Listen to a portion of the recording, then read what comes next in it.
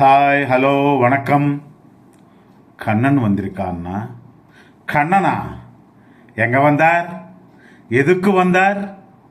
நடக்கிறது பாரதமும் இல்லை, நான் துரோணரும் இல்லை. கடவுளா வச்சு பார்த்தாலும் அந்த கண்ணனுடைய ஆக்டிங் இதெல்லாம் ரொம்ப சைல்டி. குழந்தை குழந்தைன்னு கோகுலாட்சுமே கொண்டாடினாலும் கம்சனுக்கு கண்ணன் ஜன்ம விரோதி தானே. பெரியப்பா சொல்லுங்க, நல்லா இருக்கேளா? சாப்பிட்டேளா?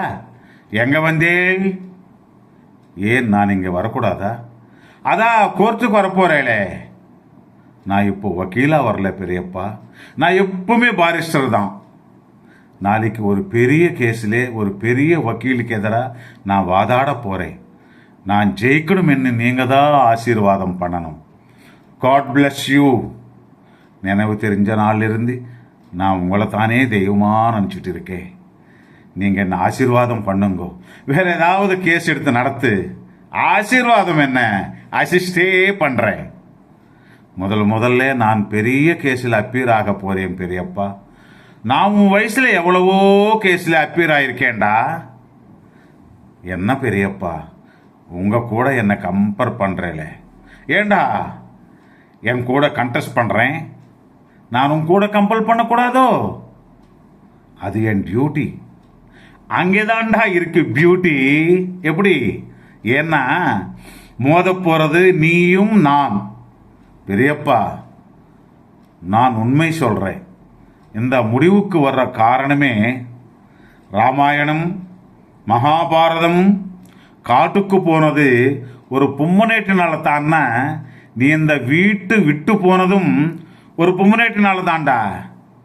நான் ஜெயிச்ச உங்களுக்கு தானே பெரியப்பா பெருமை. நோ, நீ தோத்தாலும் ஜெயித்தாலும் ரெண்டுமே எனக்கு அவமானம் தான்டா. இந்த ரஜினிகாந்துக்கு தெரிந்த சட்டத்தில் கொலகாரனுக்கு தண்டனை உண்டு, திருடனுக்கு தண்டனை உண்டு. அதான் நம்பிக்கை துரோகிக்கு நன்றி மறந்தவனுக்குத்தான் எந்த தண்டனை இருக்குன்னு தெரியல. அப்படி தெரிஞ்சிச்சேன்னா முதல் தண்டனை உனக்கு தாண்டா. ஏண்டா புடவா, உனக்கு எவ்வளவு தைரியம் இருந்தா என்கிட்டே வந்து என் கவனை கேட்பே. அந்த கவனை சுமந்து அதே தோளில் தானே உண்டா குழந்தையிலிருந்து உன்னையும் சுமந்தே. எதுக்காக? நீ பிற்காலத்திலே நீ எனக்கு ஹெல்ப் பண்ணுவேன்றதுக்காகத்தானே. நெவர். நீ போனாலும் எனக்கு கவலை இல்லைடா. என் கவன் என்னை விட்டு போகாது. இதை பாருங்க, உன் கண் முன்னாலே உங்க கவனை உங்க பர்மிஷன் இல்லாமே திருடிட்டு போறேன். முடிஞ்ச போலீஸ்ல சொல்லி என்னை அரெஸ்ட் பண்ண சொல்லுங்க. செக்ஷன் 4/4 நீங்க பாருங்க, நானும் பார்க்கறேன். யூ பிளடி போடா, அப்படியே போயிடு. இனிமே இந்த ஆத்து பக்கமே வரக்கூடாது. நீ தோத்தாலும் ஜெயித்தாலும் என் ஆவி கூட உன்னை ஆசீர்வாதம் பண்ணாது. நான் செத்தாலும் என் பிரேதத்தை கூட நீ பார்க்க கூடாது. ஒரே அடியா போயிடு.